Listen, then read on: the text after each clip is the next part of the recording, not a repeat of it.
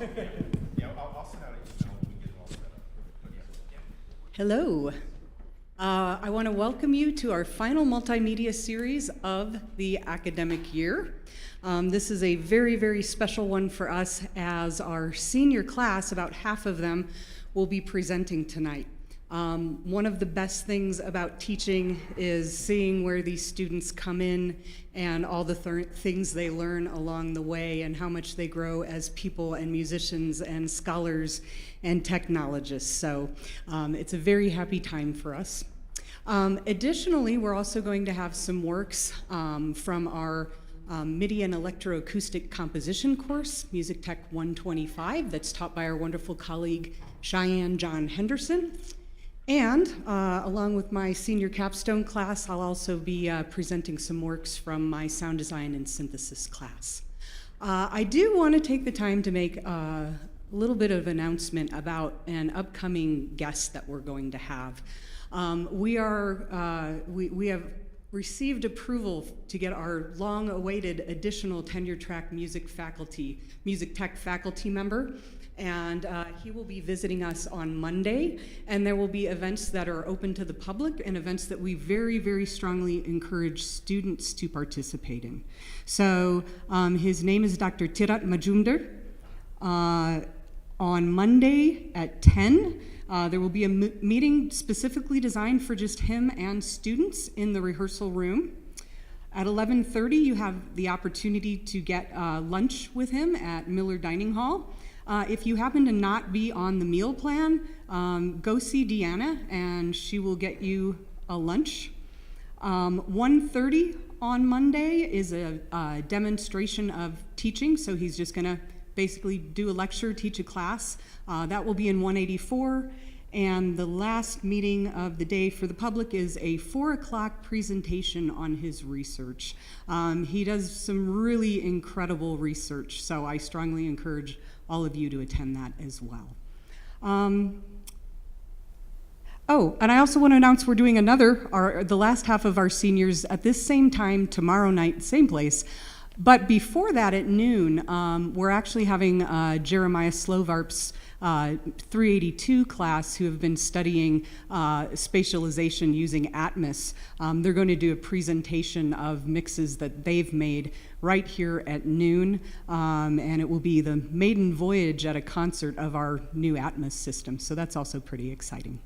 Again, I hope you all have a great finals week. Thanks for coming, and we will get our show started here.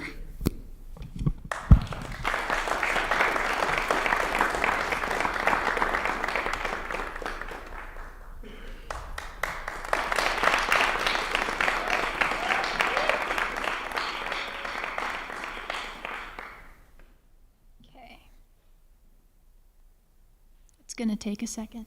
There we go. Okay, starting out.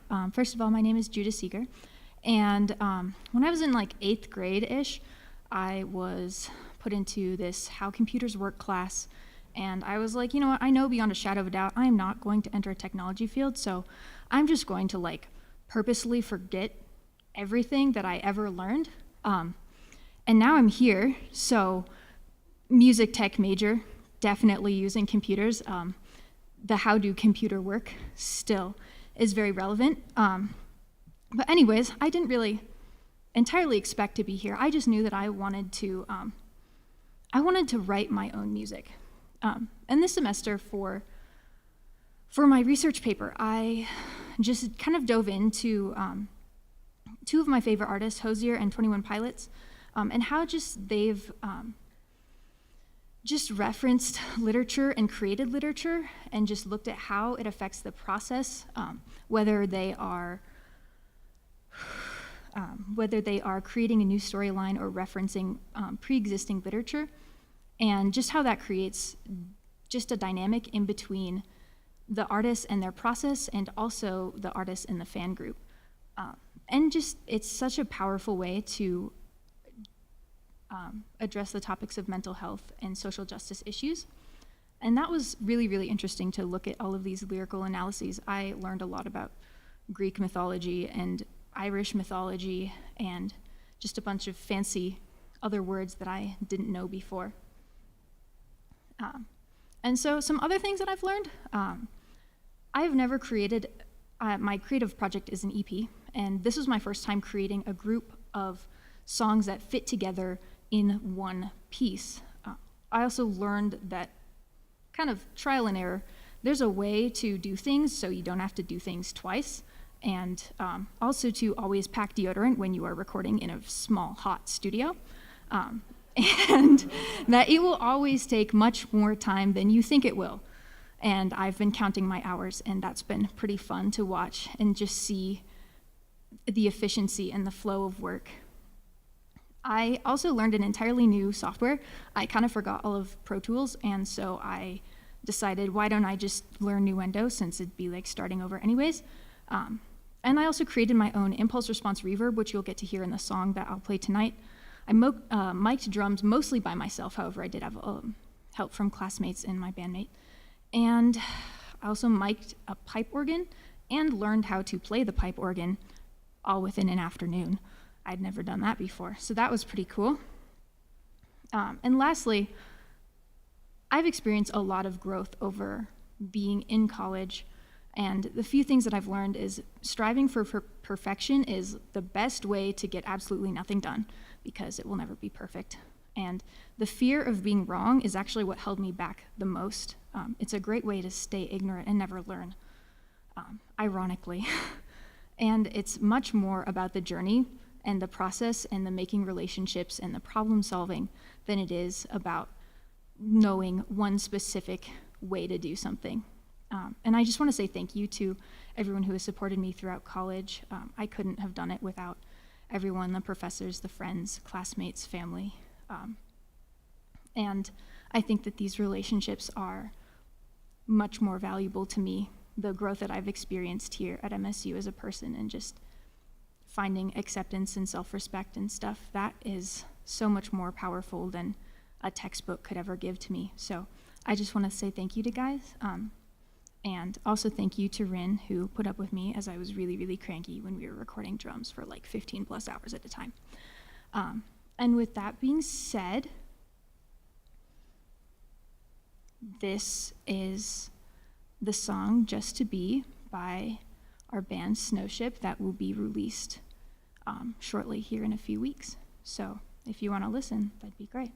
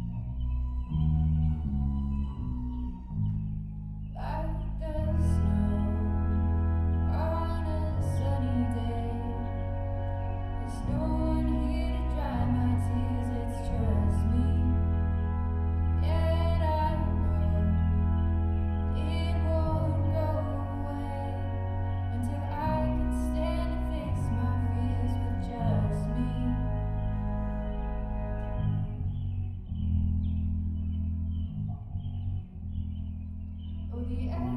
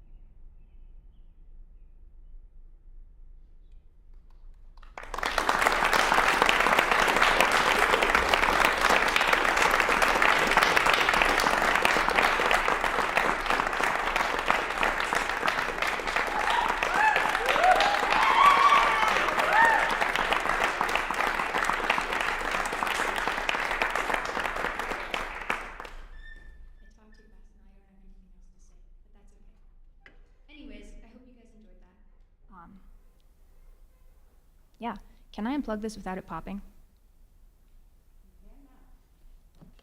Cool, thank you.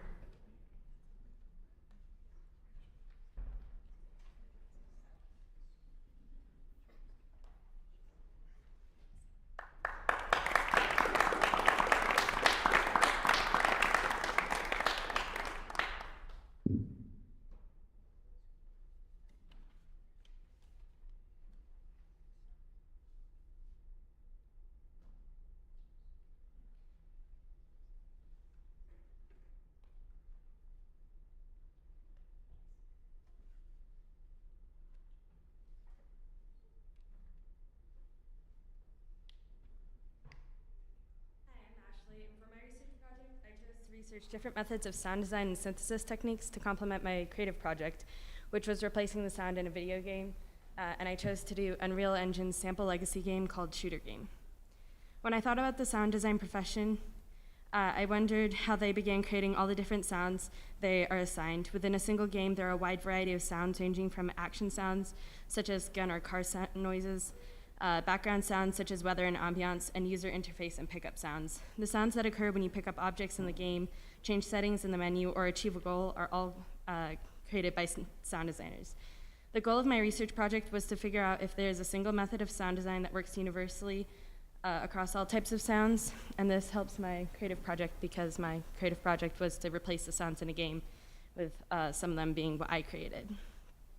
For my presentation, I'm going into 3 sound design techniques, which are Foley and software Foley boxes, mathematical algorithms, and visual programming languages. I'll also go into 3 sound synthesis techniques, which include abstract synthesis, signal modeling synthesis, and coding-based synthesis. First, I'll discuss sound design techniques. Foley is a sound design technique based on the principle of recording the sound of an object similar to the actual object. This form of sound design was invented in the 1920s by Jack Foley, who recorded the sound of him shaking his keys to stand out for creating the sound of chains. This method stands out for creating realistic, immersive, everyday action and ambient sounds such as wind or rain. The use of Foley promoted hyper-realism in audio, which creates a level of excitement or tension. Foley artistry has grown immensely in popularity, given the profound impacts on realism, excitement, and its ability to be customized. Over the years, Foley has continued to change, and new developments have brought about software versions of Foley boxes, which can reduce the need for space and equipment, which can benefit smaller companies that don't have as much money or space. Another form of sound design is using mathematical algorithms. 2 professors at the University of Limerick and University Hanover created a series of mathematical algorithms for running a sound through. This allows for the variation of texture to decrease repetitiveness within video game contexts, which can otherwise detract from the video game experience. Algorithms are beneficial for varying textures, creating science fiction sounds and ambient sounds, and for building sounds through the use of physics. The final form of sound design techniques that I'll be discussing is visual programming languages. Pure Data, a visual programming language, is used to process sound and is turned into a general-purpose sound signal processing environment. Pure Data is also good for sample-based sound synthesis, abstract synthesis, physical modeling, and signal modeling. Pure Data excels at construction of complex sound effects, textures, and generative music. Now for sound synthesis techniques. The first sound synthesis technique is abstract synthesis, a synthesis technique based on abstract or computer-based mathematical methods. Abstract synthesis uses software like VCVRAC, a software modular synthesizer that uses objects like oscillators, filters, pulse generators, Fourier transform, and even samplers to synthesize sound. This includes frequency modulation, amplitude modulation, subtractive synthesis, additive synthesis, and many more. These methods are often best used for the creation of artificial sounds and retro sounds. Another synthesis technique is signal modeling synthesis. The sound designer takes the sound of the object and then uses what he learns from that object, thinking about the parts of sound and classifications, to recreate the sound from the ground up, including the customization of the waveforms. Signal modeling is good for background ambience, interactive audio such as voice-like, and environmental sounds. The last sound synthesis technique is coding or computation. These methods allow you to build the sound from the ground up, specifying different waveforms, periods, amplitudes, frequency, grain size, amount, and more. While these methods are ideal for sound designers and teams with a strong background in computer science or engineering, they can pose a struggle to those with a more traditional musical background.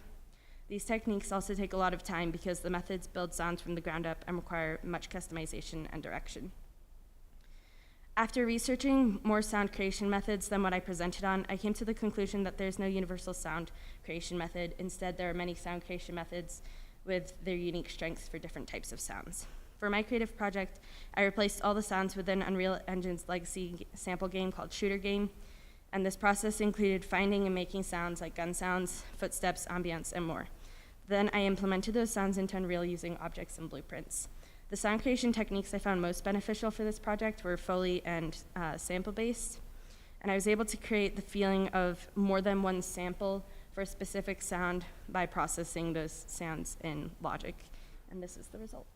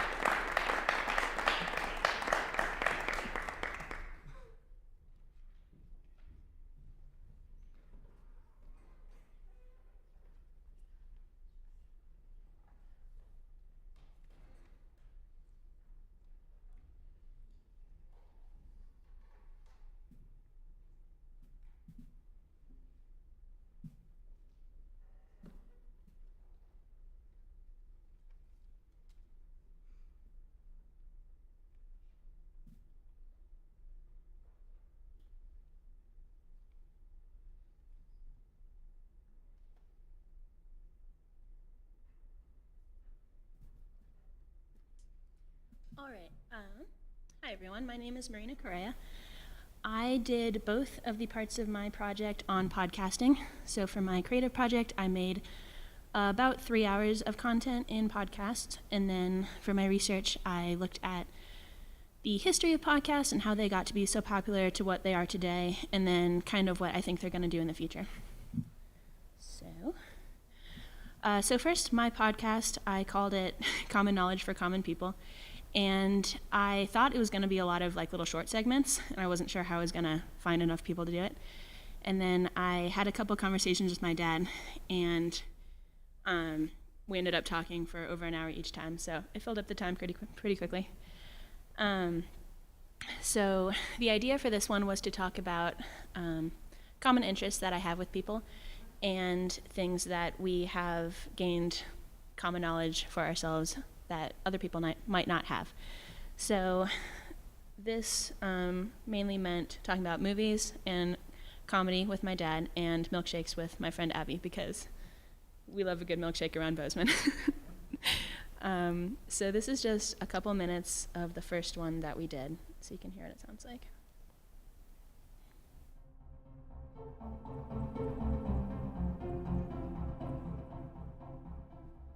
Hello everyone, welcome to the podcast I'm calling Common Knowledge from Common People.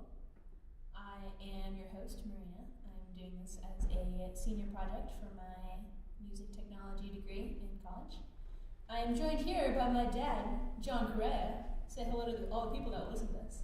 Hello, everybody. It's just a great honor to be on the show. Well, in this first installment,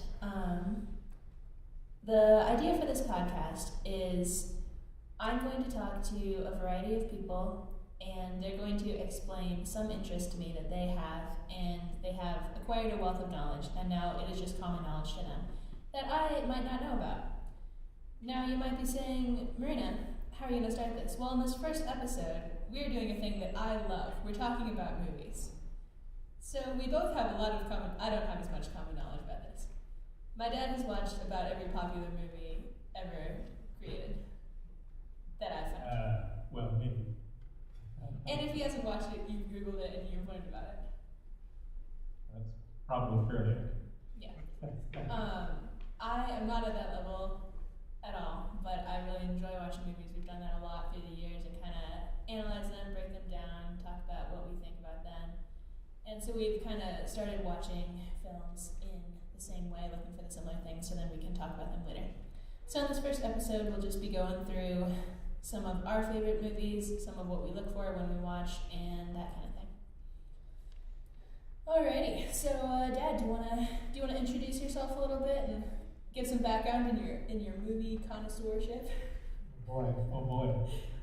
Well, I'm from a little older generation than you, Marina, so I've been longer. So some of my pop culture references are very outdated. That's fine. Most of mine tend that way as well. Yeah. It's your fault. Old movie from me are 30s and 40s. So I grew up watching movies as a kid starting in the 1970s. So I was in line at the movie theater to see Star Wars, for example. So I've seen a lot of things. I've had the opportunity to see a lot of things. I don't know if I've seen a lot of things, but I've been having the opportunity to watch a number of movies that have influenced at least popular culture from my generation. And so I watch a pretty broad range of movies. I tend to watch things. Initially, I watch things obviously for pure entertainment. That's where you come from. Then you can, if you choose to, you start to gradually migrate to some other aspects of the movies that you might be interested in, storytelling, or filmmaking, or performances, that sort of things. You can start to look at things in different ways, and that's sort of how I start to graduate in that direction. So that's about the first 3 minutes of the first one, and then we talk about why we like Matrix so much. We talk about pretty thrilling stuff. Anyways, for my research, I was looking at, because I was interested in why podcasts got so popular and why everyone's making them right now. And so I looked at what kind of influenced them before. So radio shows, audiobooks,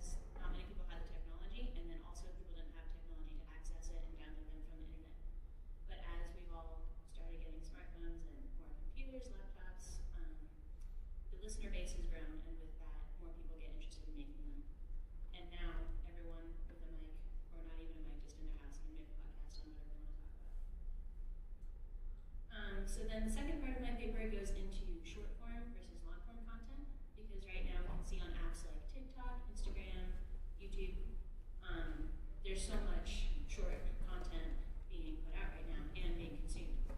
And so I was kind of looking at how that correlates to people's attention spans. Everyone's saying young people have no attention span, it's getting shorter, but this has actually been happening since like the 90s. And you can see that with songs, like in the top 100 each year, songs are trending on the shorter side. Scenes in movies with the camera shots, those are getting shorter. So it's just been a trend for quite a while. But overall, my argument is that long-form audio content will not die because people need information. You can get a lot from a 30-second video. You can get ideas and inspiration, but you can't get enough information, which is what the internet is really mostly about, sharing information between people.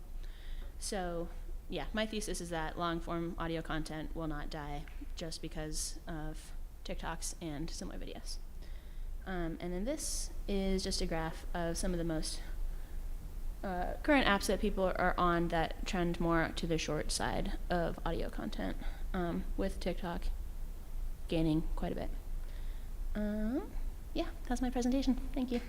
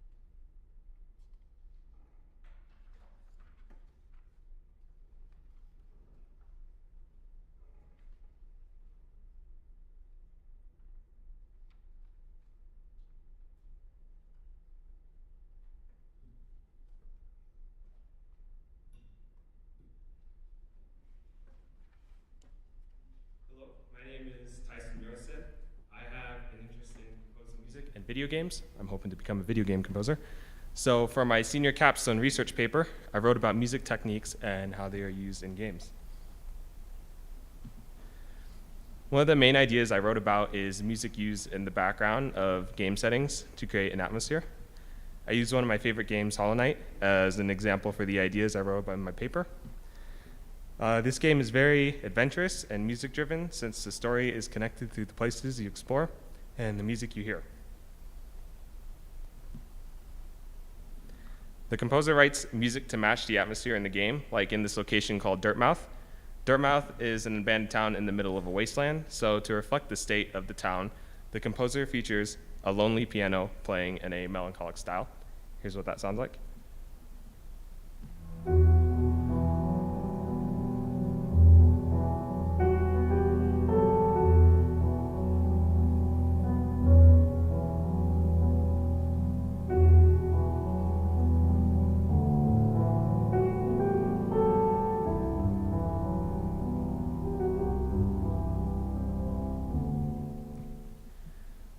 The lack of other instruments and simple melody parallels the current emptiness of the town.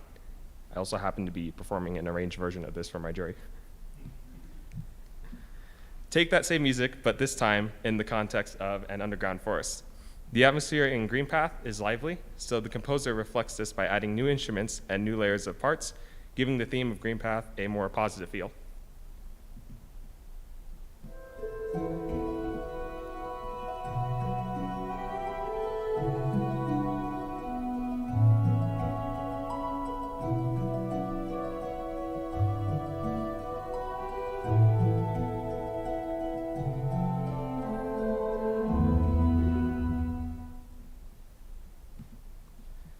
Another music technique I wrote about is leitmotifs. A leitmotif is a recurring short musical phrase that is associated with a person, place, or idea. In Hollow Knight, leitmotifs are found everywhere in the game's music as melodies that appear in different pieces. The main theme is introduced in the menu screen, making it the first piece of music you hear in the game, and its main melody is the leitmotif that reappears during crucial plot points of the game. This is what the main theme sounds like.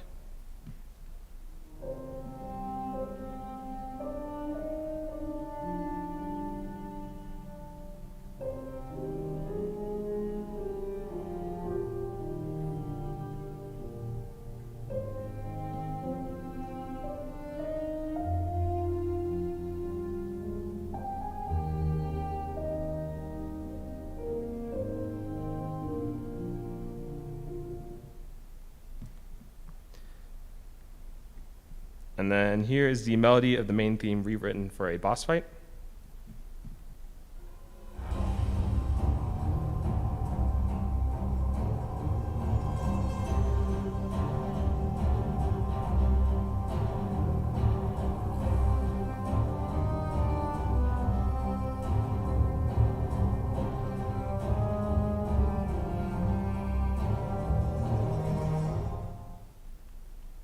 And then here's the melody used again at the cutscene at the very end of the game.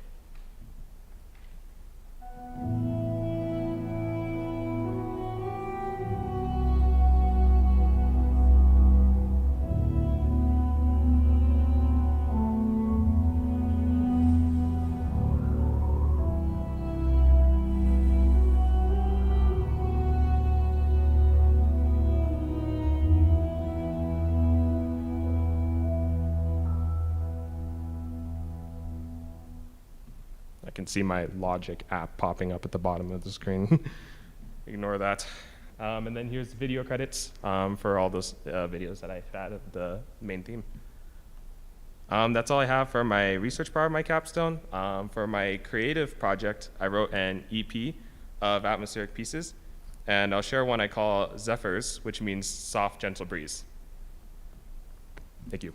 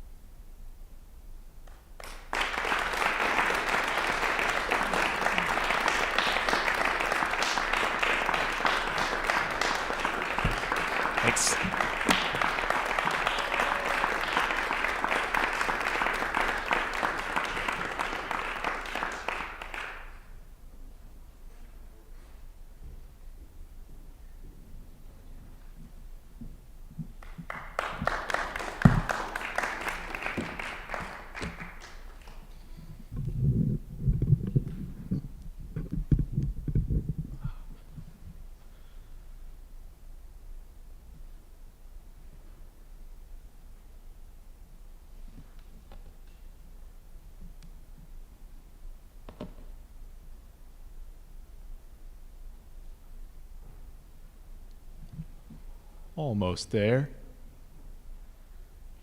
There we go. All right.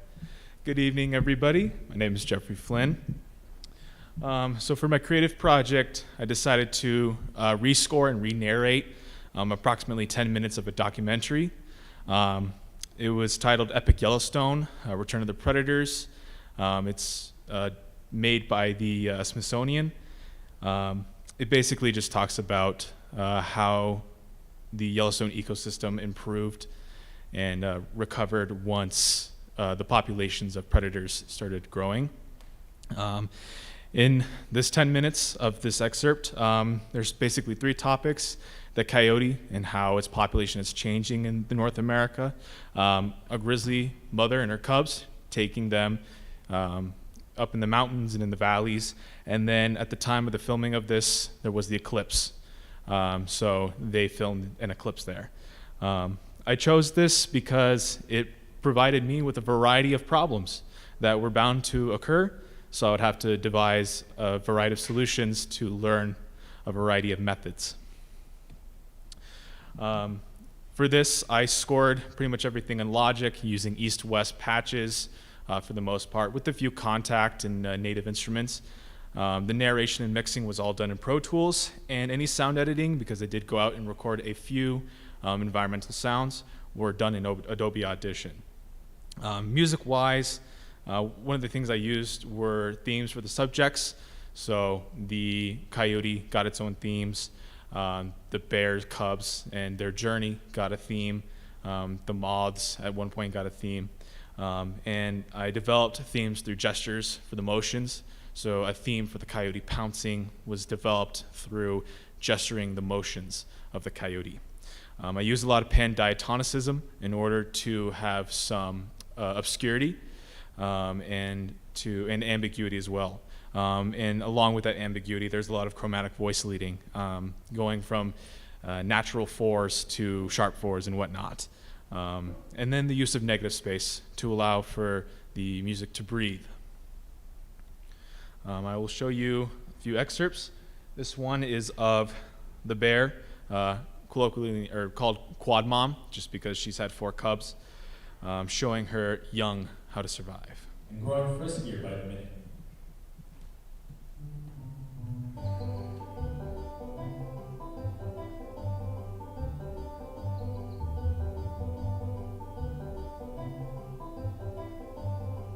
Keeping them fed and out of trouble is a full-time job. But taking a break to escape the summer heat is awfully tempting.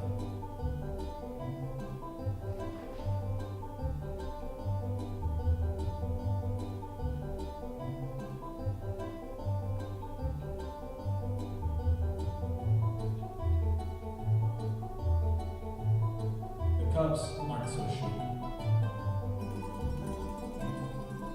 They'd rather stay on the run.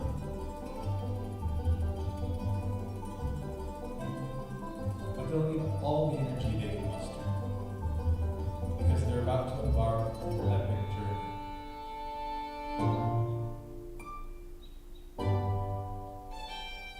The nursing cubs have a constant demand for food. Quad Mom has a secret source of calories. But it means leaving behind the lush valley.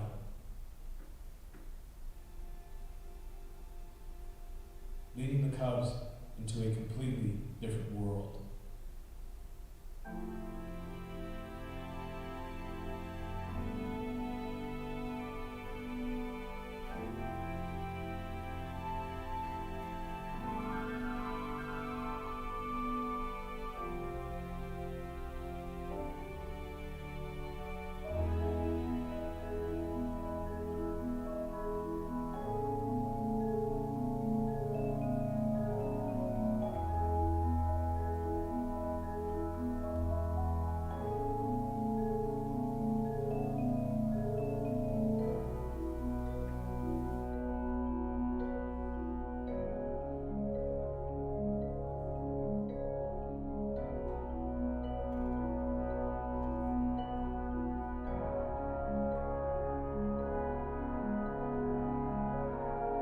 She climbs to a remote face of Yellowstone few have ever laid eyes on. It's an unexpected destination for a large carnivore. Growing frisk. And in the next scene is a portion from the eclipse sequence. A total solar eclipse blankets Yellowstone in a fleeting aura of darkness.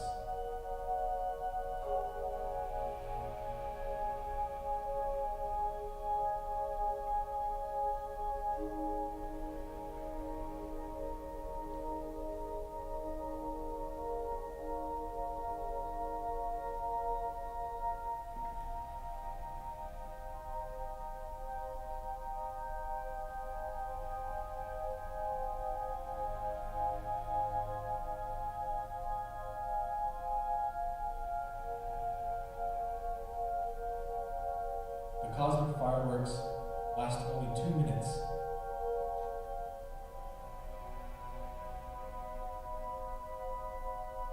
As suddenly as they vanished, light and warmth returned.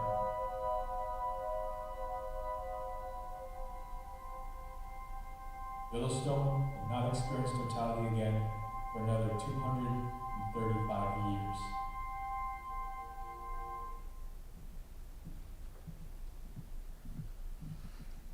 So as you could see there, I used a variety of styles and techniques.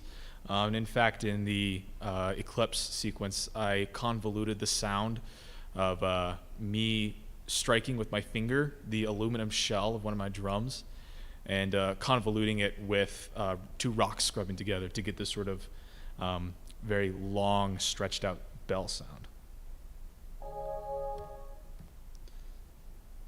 And so for my research project, I wanted to see how the sound design of a documentary can affirm or reinforce narratives. And this has a 2-part process in which I researched almost like a meta-analysis of how how sound design can affirm narratives, as well as comparing 4 documentaries. One of the things I've noticed is that the seemingly authentic sounds is one of the ways in which narratives can be reinforced. An example that I've read is when these people wanted to get sounds of wolves eating, hoping that they would be brutish and gnarly and nasty, but instead they just sounded like your dog, chewing on a bone. And so you aren't able to portray these wolves as brutish and masters of the forest. So instead, they had to use some other technique. You can also use sounds as symbols, or they can index certain things. The caw of a raven, for example, can be played before the raven is on screen to indicate when the raven is coming, or used in a more symbolic manner to represent carrion or death, for example. And that ties into tropes. Tropes are more culturally tied. They exist in our psyche because they have been persistent in our media. An example is the red-tailed hawk screech, which is often played alongside video of a bald eagle, just because we like this. We would rather have our national bird be something very epic and gritty sounding than the sweet, somber songs of the bald eagle. And as well as the portrayal of cause and effect. Nowadays, often sound designers use impacts and whooshes to, for scene changes, or for just whenever they have an animal on screen doing something, pouncing on mice, for example. And in the comparison of the 4 documentaries, they have a large temporal range as well as a large budget range as well.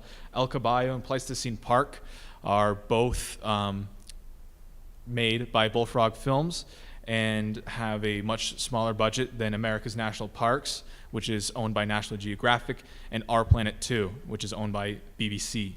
El Caballo is interesting because it has little music. It almost is like a podcast where there's some bumpers for the music, and the purpose of the sound design is just to educate. It is to soberingly show the plight of the Mustangs in the American West. without having much distractions, so to speak. Pleistocene Park is very similar. It's also very educational. It has music take a back seat, whereas the mad Russian scientist Zimov, who is essentially trying to recreate a bygone ecosystem in Siberia, it's showing his work, the sounds, his footsteps, the banging of sheet metal and his welding takes a forefront to really immerse you, make you feel like as if you were right next to him, where music can take a back seat. America's national parks and our planet, on the other hand, they are more for sensational and dramatized purposes. They have music be very prominent, as well as they have a lot of impacts and whooshes and more unauthentic sounds, where you'll see instances of a bird calls of that bird that's on screen, but the bird is not actually opening its beak. And what I've learned from this is that when I do get the gig for, if somebody needs me to do sound design for a video game, whatever media it may be, I want to understand their narrative, understand their vision, what they want us to take away from it, and to use the sound design to fulfill and affirm and reinforce what they want us to learn from their art. Thank you.